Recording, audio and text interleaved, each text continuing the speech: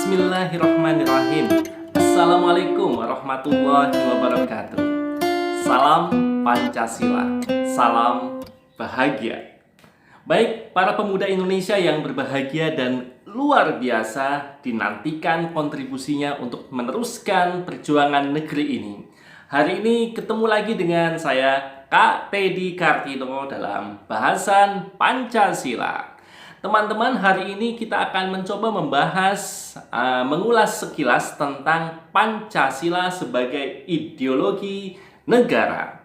Sahabat, ada 5 hal yang akan kita bahas hari ini. Yang pertama tentang makna ideologi itu sendiri itu apa. Berikutnya fungsi dari ideologi, terutama ideologi Pancasila. Dan yang ketiga kita mencoba diajak sekilas mengenal ideologi-ideologi yang ada di negara-negara lain di dunia ini. Dan berikutnya yang keempat adalah Pancasila sebagai ideologi negara dalam pengaplikasiannya dalam kehidupan ada tantangan-tantangan. Kita akan mengenal 2 tantangan yang dihadapi Pancasila saat ini, yaitu tantangan eksternal dan internal.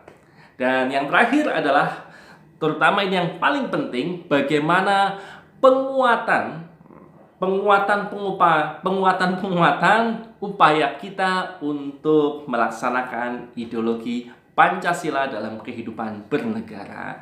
Oke, selamat menyaksikan dan selamat berkontribusi positif untuk negeri kita tercinta, Indonesia Raya.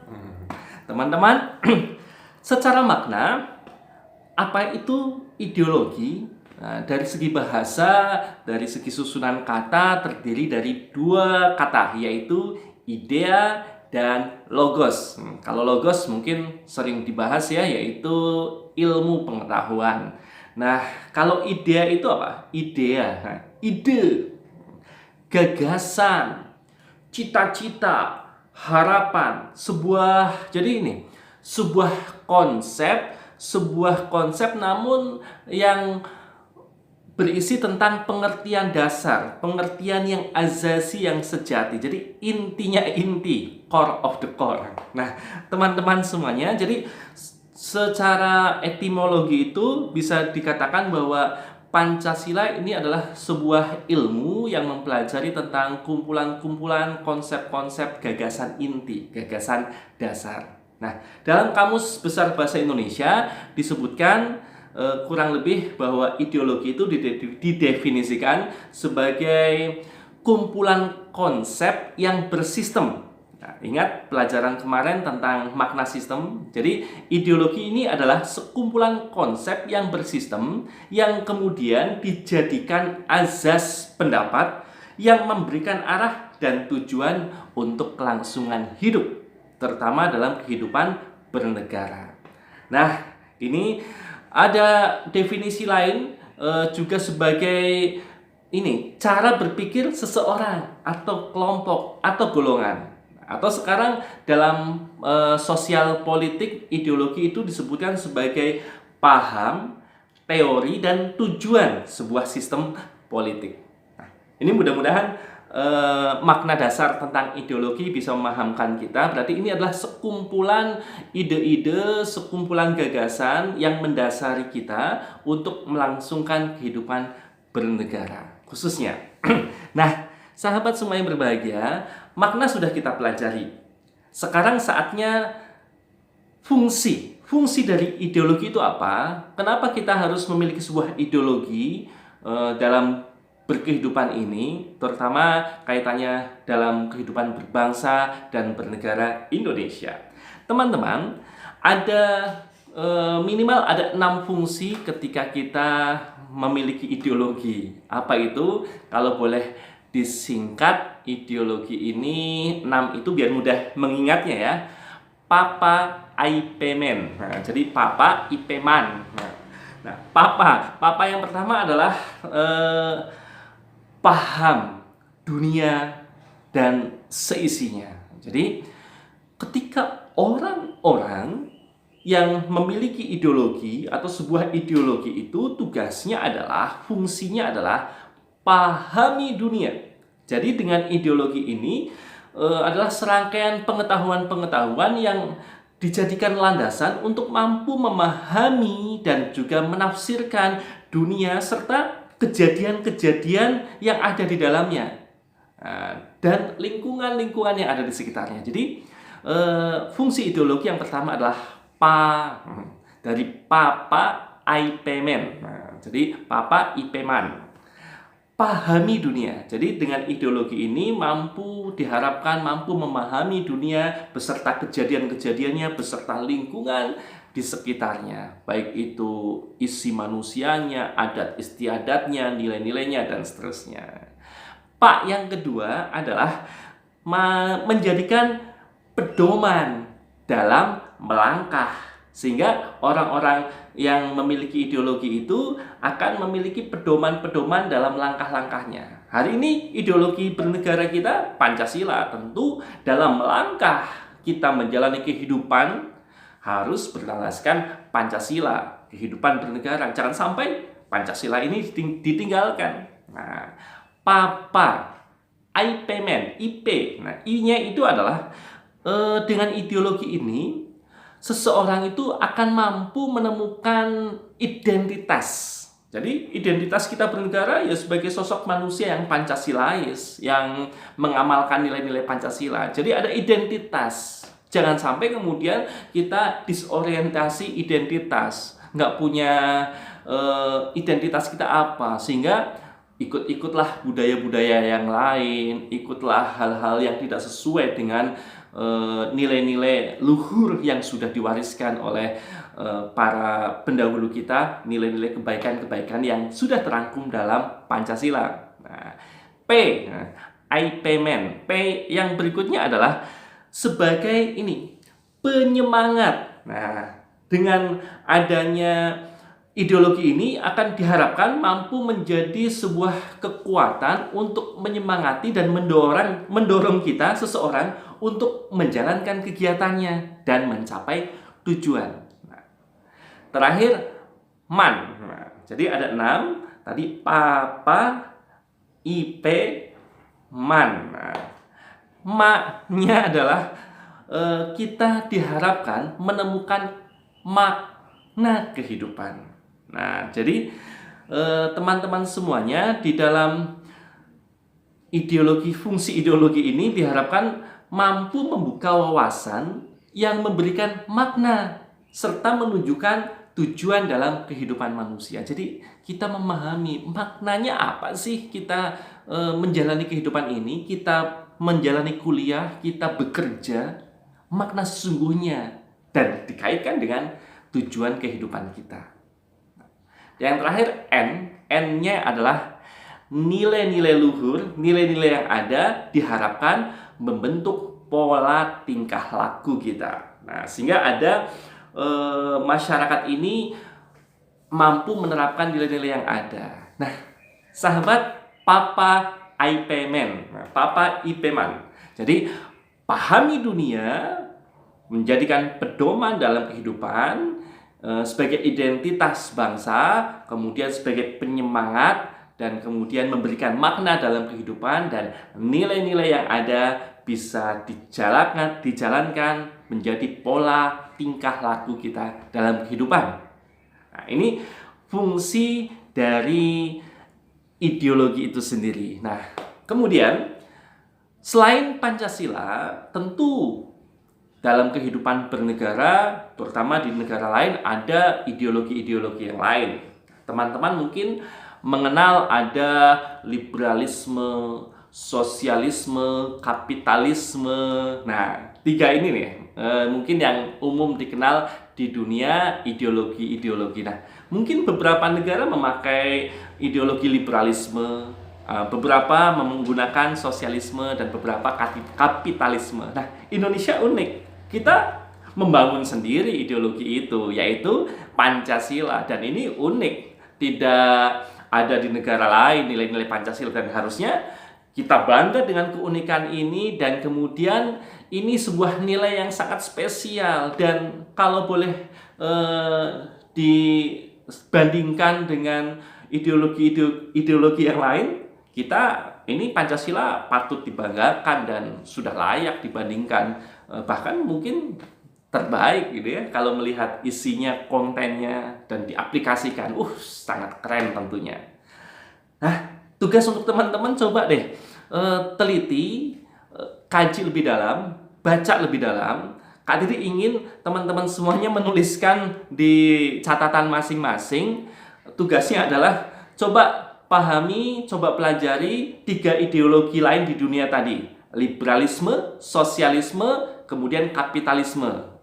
Jelaskan apa maksud dari 3 ideologi tadi. Dan tugas yang kedua selain menjelaskan adalah kira-kira apakah 3 ideologi lain di dunia itu, di negara-negara lain, apakah cocok ketika diterapkan untuk negara kita Indonesia?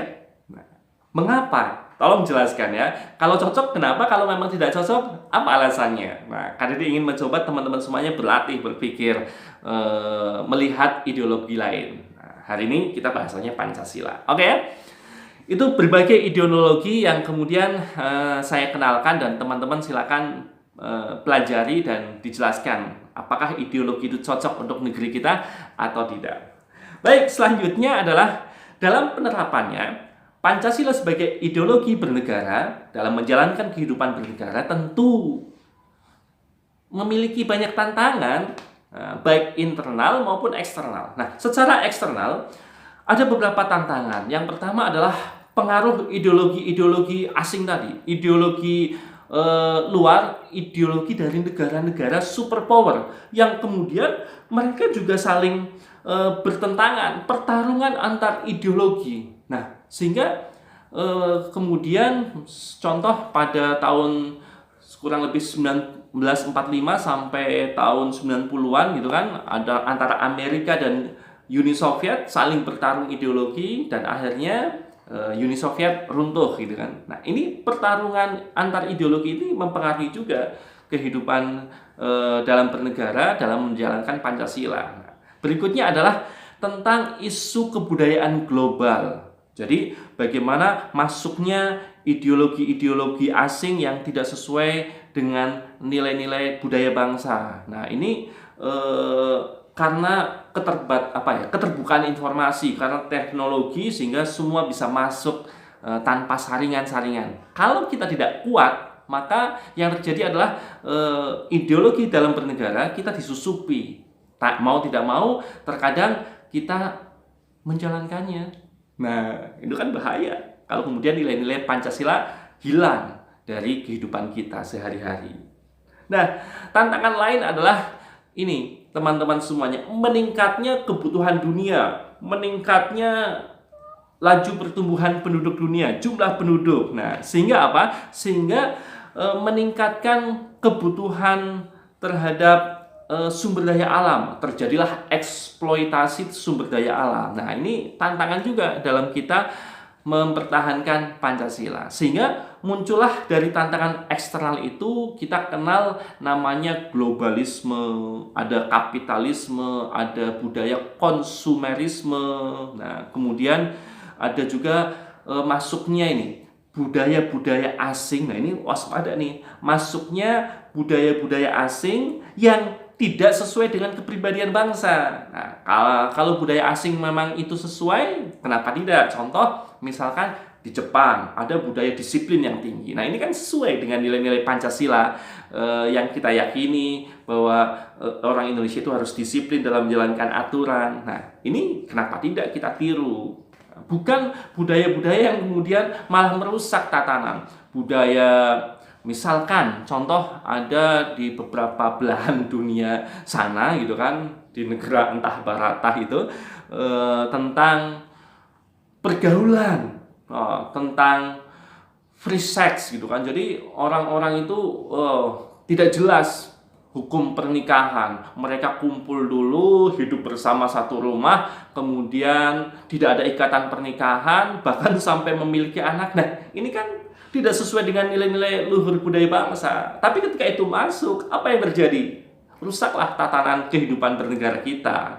Nah, Indonesia sudah mengatur itu tentang kehidupan pernikahan. Nah, jadi kalau kemudian itu diadopsi oleh orang-orang kita, oleh para pemuda milenial, maka Nah, hati-hati, kita bisa semakin menjauh dari nilai-nilai Pancasila. Budaya LGBT, lesbi, gay, biseksual, transseksual, itu kan tidak ada dalam kehidupan nilai-nilai luhur bangsa kita. Nah, teman-teman yang berbahagia, jadi tugas berikutnya coba deh, teman-teman semuanya amati keadaan lingkungan, amati secara global menyeluruh dunia, kira-kira budaya-budaya ini tugas ya.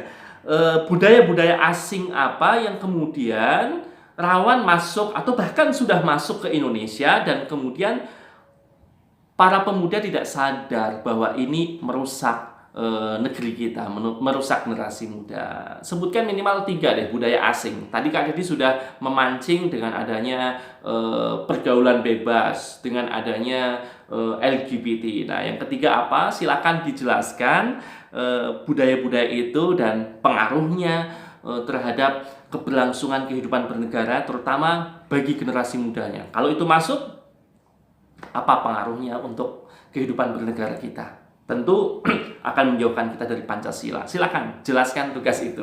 Jadi ada 2 tugas di video ini. Siap-siap ya. Ini bukan apa, tapi tugas ini agar kita mampu pola berpikir, mampu memahami bahwa Pancasila itu sangat penting untuk menjaga keutuhan bernegara. Sahabat, itu kondisi eksternal. Sekarang internal, masalah internal dalam pelaksanaan Pancasila sebagai ideologi bernegara. Secara cepat saja kita lihat ada beberapa hal. Yang pertama adalah adanya ini tantangan internal ini para penguasa para penguasa, orang-orang yang sedang berkuasa mulai dari atas sampai bawah itu terkadang, mohon maaf, orientasi kepemimpinannya itu hanya untuk kepentingan kelompoknya saja, hanya untuk kepentingan golongannya, partainya saja. Nah, ini berbahaya sehingga ideologi Pancasila dalam pelaksanaannya sering terabaikan. Itu yang pertama, penyalahgunaan. Nah, berikutnya adalah korupsi, penyalahgunaan kekuasaan yang dilakukan baik untuk kepentingan diri maupun kelompoknya, dan ini mengakibatkan ketika ada para orang-orang yang diberikan amanah mengatur negara ini atau bahkan kita melakukan korupsi, melakukan penyalahgunaan wewenang, kekuasaan, sehingga menyebabkan kepercayaan masyarakat itu terhadap pemerintahan, terhadap penguasa itu semakin turun dan akhirnya kepercayaan terhadap ideologi bisa menurun juga. Nah, ini tantangan internal kita. Dan berikutnya adalah yang ketiga, teman-teman semuanya, ketidakpercayaan masyarakat terhadap kelompok-kelompok yang mengatur negeri ini, baik itu partai politik atau lembaga organisasi, karena tadi mereka tidak menjalankan amanah dengan sebaik-baiknya, amanah undang-undang yang tadi mengutamakan kepentingan pribadi dan golongan. Akhirnya apa? Akhirnya ketidakpercayaan terhadap contoh misalkan partai politik, maka yang terjadi adalah secara tidak langsung akan membuat menurunnya kepercayaan masyarakat dalam menjalankan Pancasila sebagai ideologi dalam kehidupan. Dia akan bilang, itu saja penguasa begitu, mencontohkan tidak baik. Dia mengutamakan kepentingan pribadi dan golongannya di atas kepentingan umum. Padahal Pancasila mengajarkan sebaliknya. Kita harus mengutamakan kepentingan umum di atas kepentingan pribadi dan golongan. Jadi kepentingan bersama itu lebih dahsyat lagi. Nah, teman-teman semuanya, tantangan internal berikutnya adalah isu-isu terorisme, radikalisme yang kemudian membuat kita semakin ketakutan dan seterusnya. Narkoba, wah ini juga sebenarnya perang oleh musuh-musuh kita yang memasukkan narkoba untuk merusak generasi bangsa. Nah, Oke, teman-teman semuanya, itu tantangan Pancasila. Dan yang terakhir adalah Kak Dedi ingin menjelaskan sekilas tentang upaya penguatan ideologi Pancasila. Bagaimana sih kita menguatkan ideologi Pancasila ini? Nah, teman-teman, untuk menguatkan ideologi Pancasila ini, maka kita harus mampu menjalani sebuah upaya usaha ikhtiar untuk semakin menguatkan Pancasila. Nah, penjelasan lengkapnya nanti ada di video kedua tentang penguatan, tapi 5 hal. Yang pertama adalah Pancasila itu sendiri harus masuk ke dalam, jadi istilahnya adalah orientasi kehidupan konstitusional. Jadi Pancasila harus masuk dalam penjabaran undang-undang yang ada, yang dibuat peraturan-peraturan pemerintah harus kemudian sesuai dengan nilai-nilai Pancasila. Kemudian Pancasila sebagai ideologi yang terbuka, maksudnya menghargai dalam perbedaan, dalam ciri khas masing-masing budaya di setiap daerah di Indonesia. Nah, ini kita harus memahaminya. Dan kemudian kita, yang ketiga, Pancasila harus menjadikan aktualisasi dalam kehidupan bernegara. Diaplikasikan, sekecil apapun aplikasikan, perlahan-lahan, mulai dari diri sendiri, mulai dari yang paling kecil, kita aplikasikan, kita aktualisasikan. Dan yang keempat, Pancasila sebagai penuntun kita warga negara dalam menjalani kehidupan bernegara harus semakin kita kuatkan. Dan yang terakhir adalah keberadaan Pancasila harus menjadikan kita menjadi sosok pemuda, sosok warga negara yang mampu menolak ideologi-ideologi yang tidak sesuai dengan nilai-nilai Pancasila. Baik teman-teman semuanya, mudah-mudahan video ini bisa menguatkan kita dalam menjalani kehidupan bernegara berdasarkan Pancasila. Oke, terima kasih dari Kak Teddy. Salam bahagia, salam Pancasila. Wassalamualaikum warahmatullahi wabarakatuh.